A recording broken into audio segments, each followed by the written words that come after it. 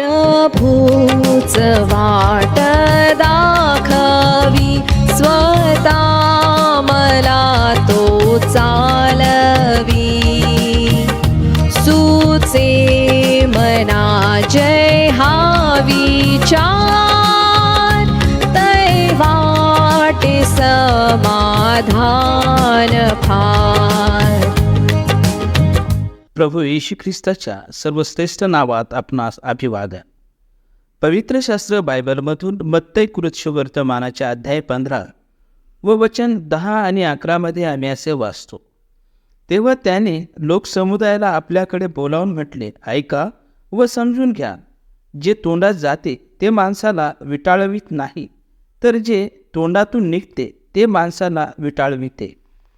प्रभू येशू ख्रिस्त दाखवितात की मनुष्य खातो त्यामुळे तो अशुद्ध होत नाही, परंतु जे काही त्याच्या मनात पाप आणि अशुद्ध विचारानुसार त्याच्या तोंडातून निघते तेच त्याला अशुद्ध करते.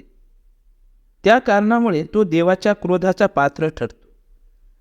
मनुष्यामधील ज्ञानी शलोमोन राजाने उपदेशक अध्याय 5 व वचन 6 मध्ये असे म्हटले आहे, तुझ्या तोंडामुळे तुझ्या देहाला शासन होऊ देऊ नको.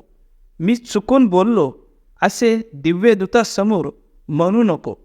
तुझ्या बोलण्याचा देवाला राग येऊन त्याने तुझ्या हातची कामे नष्ट का करावी.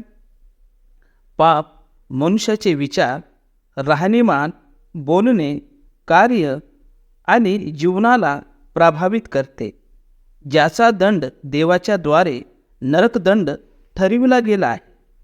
ह्याच दंडापासून वाचविण्यासाठी प्रभू येशू ख्रिस्त ह्या जगात मनुष्याच्या समान मांस व रक्त आणि देह धारण करून पापमय देहासमान होऊन पापबली होऊन वधस्तंभावर अर्पण झाला आणि मेलेल्यामधून तिसरे दिवशी जिवंत झाला.